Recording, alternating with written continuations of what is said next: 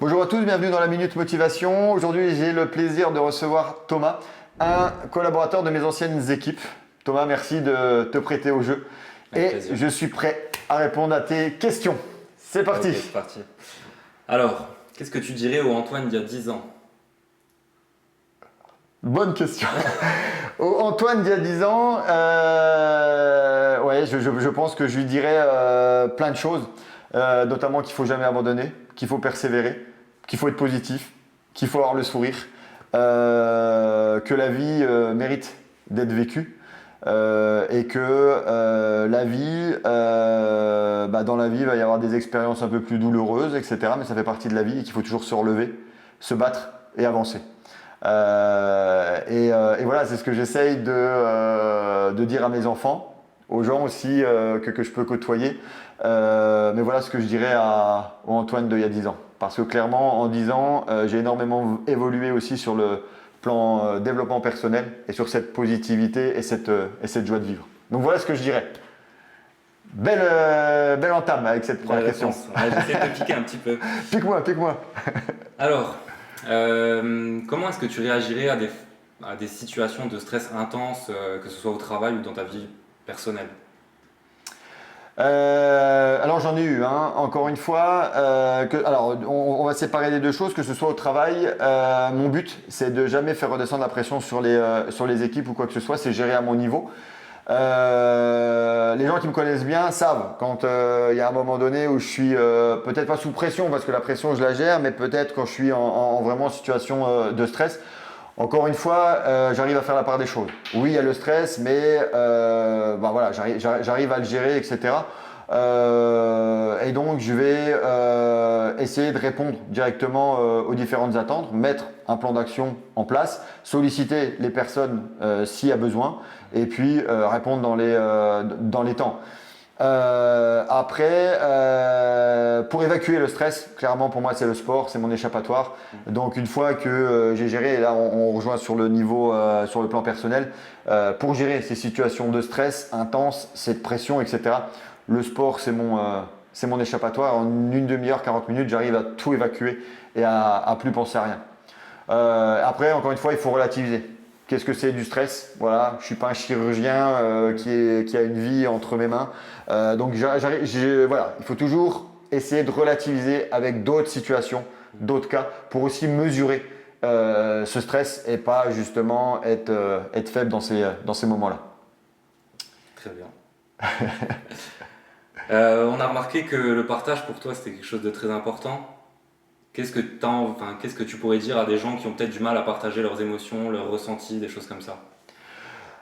Ouais, c'est très important. C'est vrai que quand j'ai commencé ce métier hein, de manager, les gens se disaient un manager doit être fort, directif, doit en imposer, etc., etc.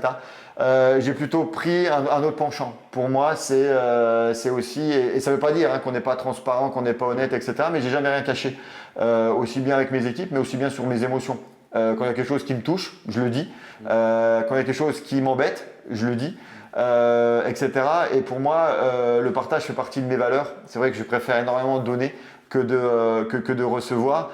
Et voilà, pour moi, les émotions, ça fait partie de la vie. On ne sait jamais ce que chacun endure et que le partage, ça montre aussi de la confiance, de l'honnêteté, de la transparence. Donc c'est aussi ce que je partage avec mes équipes et c'est comme ça que j'ai pu créer des relations de confiance réciproque, aussi bien dans ma vie privée que dans ma vie professionnelle. Et c'est pour ça que tu es là aujourd'hui. Très bonne réponse. On voit que tu as toujours que tu es toujours positif, que tu as toujours la joie de vivre. Est-ce que tu as eu des moments où, par exemple, tu étais dans une optique où tu n'étais pas comme ça et qu'est-ce qui a été un déclic pour toi d'être dans une optique de vie positive et de toujours avoir envie d'être heureux? Ouais, et ça c'est déjà une question qui m'a été posée, alors pas dans ce cadre-là, mais je ne sais pas dire comment j'en suis arrivé à ce stade-là. Alors maintenant, je sais comment l'entretenir, je sais comment l'améliorer, mais qu'est-ce qui m'a fait à un moment donné pencher? Alors, j'ai jamais été quelqu'un de négatif. Ouais. Mais entre 18 et 25 ans, j'étais pas positif comme je peux l'être maintenant ou avoir cette envie de vivre comme je peux l'avoir maintenant. Je dirais que ce sont les expériences de la vie aussi qui font que ces aspects se renforcent. C'est vrai que quand quelqu'un va me dire que cette situation est difficile ou que cette situation, que cette situation est compliquée, etc., je vais plutôt prendre l'inverse en disant ok, on me dit que c'est compliqué, je vais lui montrer que ça ne l'est pas. Et que ça c'est fatigant, je vais lui montrer que ça ne l'est pas, etc. Et donc j'ai toujours pris ce penchant, encore une fois en relativisant par rapport à d'autres situations.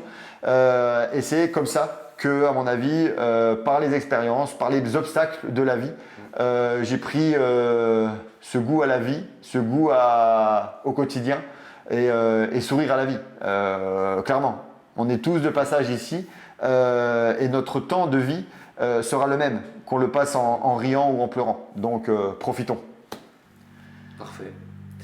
Qu'est-ce que tu pourrais dire à des jeunes ou des moins jeunes qui ont des capacités de réussir, ou mentales, physiques, des choses comme ça, mais qui n'ont pas forcément les moyens, que ce soit financier ou niveau relationnel, des choses comme ça? Alors, de se lancer. Alors, point de vue mental, il n'y a pas besoin de financier. C'est-à-dire que à partir du moment où, et moi c'est le sport qui m'a aidé notamment dans ce